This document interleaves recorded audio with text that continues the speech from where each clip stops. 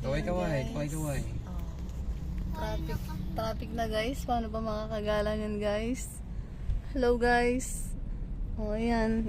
At tulog na po pare ko Isaac. O yun naman si Kuya. Nasa likod namin yung NLEX. Ay ate.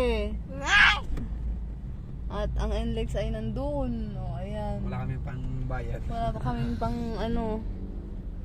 pang entrance. Panggagas na lang namin guys. O ayan. So nandito kami sa Valenzuela.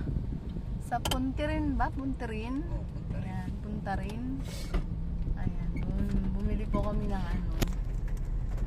Eve Life for Battery.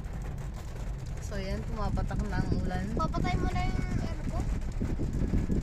Number 1 mo lang yung aircon at maginaw na. So yan, let's go.